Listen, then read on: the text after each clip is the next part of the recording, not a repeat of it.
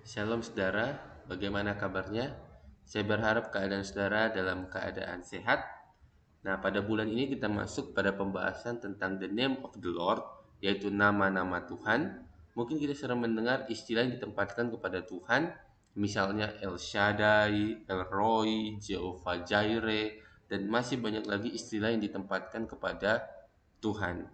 Tahukah saudara bahwa istilah-istilah ini tidak hanya disebutkan secara sembarangan, tetapi memiliki arti dan memiliki makna. Hari ini kita akan membahas tentang The Lord will provide, yang berbicara mengenai Allah yang menyediakan, atau di dalam bahasa Ibrani adalah Jehovah Jireh. Pertama-tama saya ingin memulai dengan sebuah pertanyaan. Apakah kita masih akan mempercayai Tuhan walaupun Tuhan mengizinkan kita berada pada situasi yang sangat sulit? Apakah kita akan berkata Yesus adalah Tuhan ketika kita sedang mengalami kesusahan yang sangat parah? Saya mengajak kita untuk melihat pertanyaan ini di dalam Kejadian pasal 22 ayat 1 sampai dengan ayat yang ke-8. Kejadian pasal 22 ayat 1 sampai dengan ayat yang ke-8. Setelah semuanya itu, Allah mencoba Abraham. Ia berfirman kepadanya, "Abraham."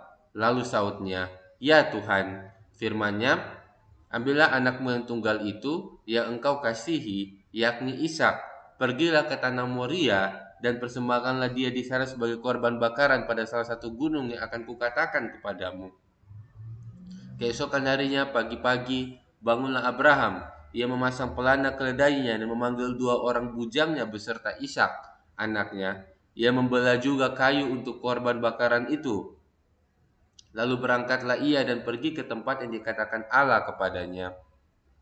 Ketika pada hari ketiga Abraham melayangkan pandangnya, kelihatanlah kepadanya tempat itu dari jauh.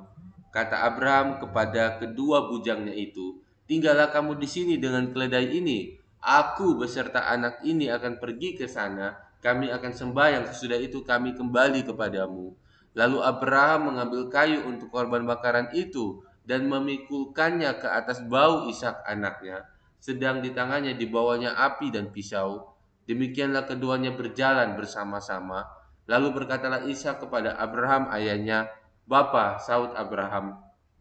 "Ya anakku," bertanyalah ia, "di sini sudah ada api dan kayu, tetapi di manakah anak domba untuk korban bakaran itu?" Saut Abraham, "Allah yang akan menyediakan anak domba untuk korban bakaran baginya, anakku." Demikianlah keduanya berjalan bersama-sama. Kita semua sudah sangat familiar dengan kisah ini. Ini adalah kisah di mana Abraham disuruh oleh Tuhan untuk mempersembahkan Ishak. Dan menariknya, respon dari Abraham adalah langsung mengikuti apa yang dikatakan Tuhan kepadanya.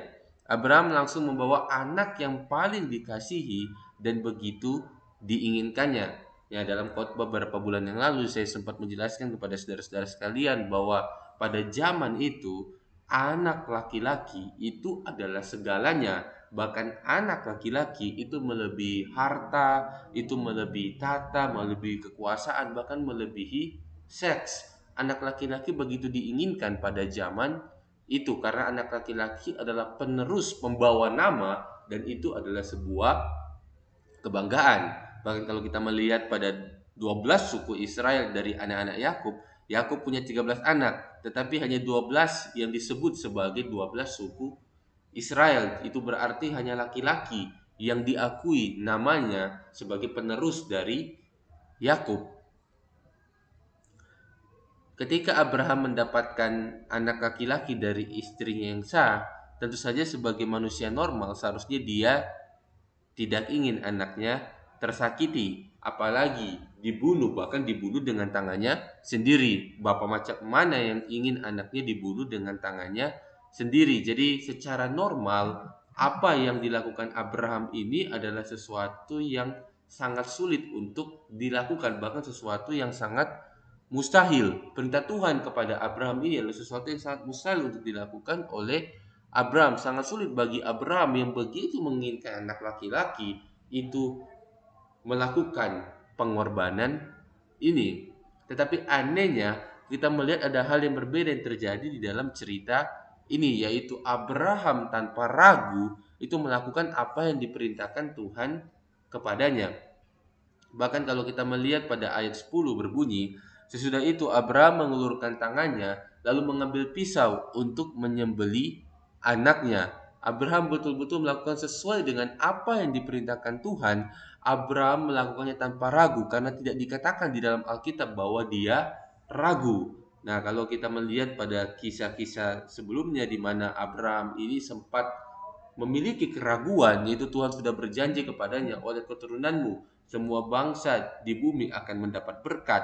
Bahkan Abraham juga mendapatkan janji bahwa keturunannya akan seperti pasir di laut dan seperti banyaknya bintang-bintang di langit. Tetapi kita melihat bahwa seiring dengan berjalannya waktu, ketika Abraham mulai menunggu tentang janji Tuhan yang tidak kunjung dia terima, dia akhirnya menerima usul dari Sarah yang sudah ragu kepada Tuhan dengan berpikir bahwa mungkin Tuhan akan memberikan mereka seorang anak melalui perempuan yang lain, sehingga Sarah itu meminta Hagar untuk menyetubui Abraham, dan Abraham pun bisa memiliki seorang anak, dan Abraham pun menyetujui usul dari Sarah itu, dan akhirnya pun mereka bersetubuh dan akhirnya lahirlah Ismail. Dan kita tahu bahwa itu tidak berkenan di hadapan Tuhan. Yang Tuhan kehendaki adalah anak yang sah dari Sarah, dari persetubuhan antara Abraham dengan Sarah. Tetapi karena keraguan dari Abraham dan Sarah sehingga hal itu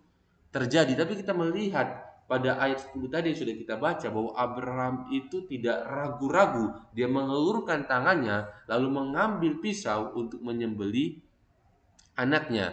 Yang di sini sebenarnya menunjukkan kepada kita bahwa Abraham itu tidak ragu.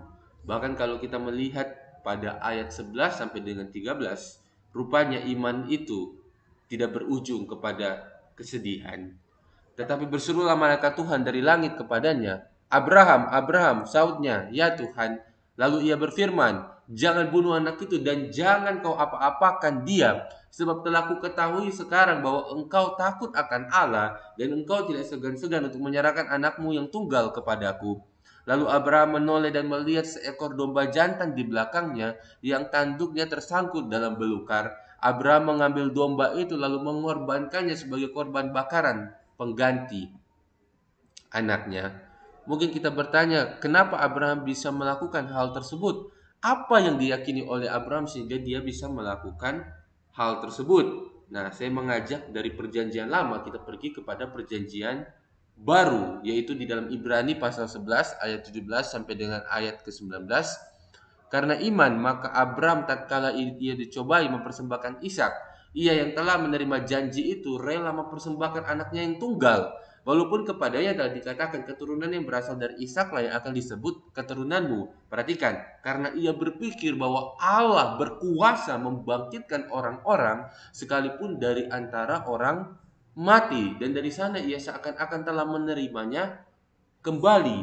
Ternyata yang membuat Abraham bisa melakukan hal tersebut adalah karena dia percaya kepada kuasa Allah. Dia percaya kepada the power of God. Dia percaya bahwa Allah itu berdaulat dan Allah selalu menepati apa yang menjadi janjinya.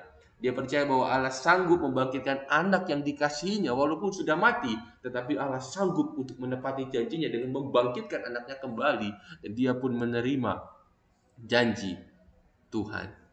Biasanya ketika kita mendengar khotbah seperti ini, dan pesan yang kita dapatkan adalah kita harus memiliki iman seperti Abraham. Kita harus percaya kepada Tuhan seperti Abraham. Kita harus bergantung kepada Tuhan seperti Abraham.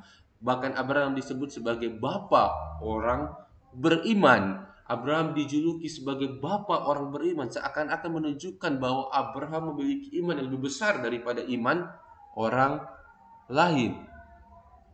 Tentunya saya setuju bahwa Abraham memiliki iman yang besar kepada Tuhan, dan saya sepakat akan hal itu. Tetapi yang menjadi masalah adalah apakah untuk melakukan semuanya ini tergantung dari kekuatan Abraham? Apakah untuk melakukan semuanya itu tergantung dari kekuatan kita? Apakah dengan kekuatan kita sanggup untuk menaati seperti tadi, seperti yang dilakukan Abraham, yang sebenarnya itu adalah sesuatu yang mustahil. Apakah dengan kekuatan Abraham beriman kepada Tuhan, dia sanggup menaati apa yang diperintahkan Tuhan kepadanya? Saya percaya jawabannya adalah tidak. Semua orang berkata bahwa Abraham adalah bapak orang beriman, yang seakan mau berkata bahwa iman Abraham adalah iman yang terbaik. Iman Abraham adalah iman yang patut dicontoh. Kita berkata seperti ini, tapi kita lupa bahwa Abraham telah berkali-kali berdosa di hadapan Tuhan. Dia telah berkata kepada istrinya untuk pura-pura menjadi saudaranya. Kita tahu itu ada kisah beberapa waktu sebelumnya di mana Abraham ketika dia akan datang kepada satu tempat dan dia tahu bahwa tempat itu adalah tempat yang berbahaya bagi dia dan Sarah, dan dia tahu bahwa kalau Sarah itu adalah istrinya, kalau Sarah itu menjadikan Abraham sebagai suaminya, maka orang yang berada di tempat itu pasti akan membunuh Abraham dan mengambil Sarah menjadi istrinya, seperti itu. Nah, jadi kita tahu bersama bahwa Abraham itu mengajak Sarah untuk berbohong dengan mengatakan bahwa anggaplah aku sebagai saudaramu sehingga aku tidak mati dibunuh karena kamu. Jadi kita tahu bahwa Abraham ini sudah melakukan sebuah persengkokolan, sebuah kebohongan besar. Bahkan bukan cuma itu, dosa yang dilakukan oleh Abraham, dosa yang lainnya seperti tadi yang kita sudah simak, yaitu Abraham dan Sarah tidak percaya kepada janji yang telah diberikan Tuhan kepada mereka, di mana mereka seharusnya akan memiliki anak dan mereka seharusnya tidak memerlukan gundik untuk memiliki seorang anak, tetapi karena mereka ragu kepada Tuhan sehingga mereka pun melakukan hal tersebut. Bahkan kita juga tahu ada kisah yang lain lagi, yaitu ketika Abraham bersama-sama dengan Lot, dan ketika gembala-gembala Lot bermasalah dengan gembala-gembala Abraham, Abraham pun melihat bahwa sekumpulan mereka sangat besar. Lalu Abraham mengatakan kepada Lot untuk kita sebaiknya berpisah. Lalu Lot memilih tempat yang subur, yang baik, yang terlihat sangat baik, tetapi Abraham tahu bahwa itu berbahaya bagi Lot, tapi Abraham mengizinkan Lot untuk ke situ. Nah, ini juga merupakan dosa yang dilakukan oleh Abraham. Dia mengizinkan saudaranya pergi tanpa memastikan dengan sepenuhnya tempat itu aman, tempat itu safety. Dia memikirkan kenyamanan dia dan hartanya, apa yang dia miliki. Dia memikirkan supaya tidak terjadi konflik ke depannya demi kenyamanannya, sehingga dia mengizinkan Lot untuk pergi ke tempat yang dia sendiri belum bisa memastikan tempat itu safety atau tidak. Jadi kita tahu bahwa Abraham telah berdosa berkali-kali di hadapan Tuhan. Apakah dosa ini kecil? Ini adalah dosa yang besar. Ini adalah dosa yang sangat serius. Lalu kenapa Abraham bisa melakukan ketaatannya dengan sangat baik pada saat mengorbankan Ishak?